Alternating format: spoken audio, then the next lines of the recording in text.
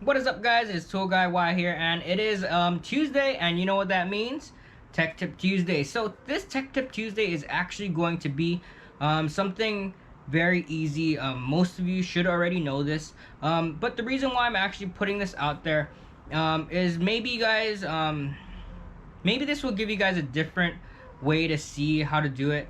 What we're going to be going over is brake lines. When inserting them into ABS actuators, master cylinders, wheel cylinders, calipers, like that. Um, if the brake line is bent, you will have a hard time putting it in. So what I'm going to be doing is I'm just going to be talking about how I like to do it. Ever since I started using that trick, whenever inserting into master cylinders, brake actuators, I actually don't have a problem with the brake line, stripping the component itself. So this is actually aimed towards the people that are watching my channel for the ABS actuators, from the Prius, the CT200, those kind of stuff. So if you guys are planning on doing that at home, please check out this video. I'm going to be putting this at the end of the other videos as well. So let's get into it.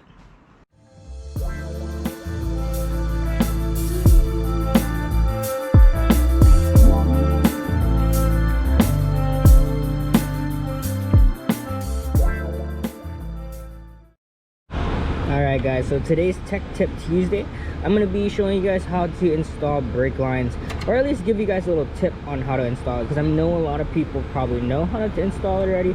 This is for the people that are, experimenting, working on their own cars and whatnot. But a lot of times that you do brake lines, you take it out, the brake lines bend, and everybody knows, or for the most part, when a brake line goes back in, especially for master cylinders, calipers and whatnot, the brake line has to be centered in the middle right here, or else if it's crooked, then you're gonna cross thread this, or you're gonna cross thread this right here. So my little tech tip for you guys today is to actually not be afraid to bend your brake lines. Don't like bend it to a crazy amount where you're going like 90 degrees, like, just bend it back a little bit so that you can get it straight in there without cross threading. So just bend it a little bit, and then we'll push it down, and then we'll bend it up a little bit. Okay, and then when it's going in, I do recommend that you guys pull this back like that, and then you stick it all the way in till you get it centered. Once it's centered in that little groove at the bottom, you can move it around like this, just to figure out where the center is. So while you're tightening this down, I do recommend always doing it by hand first. That's my little tip for you guys as well. Always tighten down brake lines by hand first before going over with a wrench and finishing off with a wrench.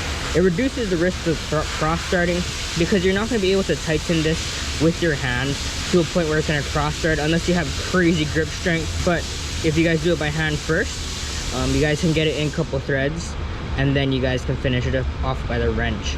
And the easiest way to do that is for me to push it all the way down in the middle so that the flare is against the middle, and then wiggle the back side like this. When you wiggle it like that, it'll help this go in a lot easier. And because sometimes it might be too much to the left, or it might be too much to the right. By wiggling it, it helps it go in. And yeah, once it's like all the way almost in, you can finish off with your wrench without worrying about cross threading. So that's my little tech tip for you guys. If you liked or found this video informative, please support me by smashing that like button and subscribing to my channel for more how-to and tool review videos. Also, check me out on Instagram at ToolGuyY, where I post daily. Thank you guys again for watching, and I hope you guys have a wonderful day. Shoots!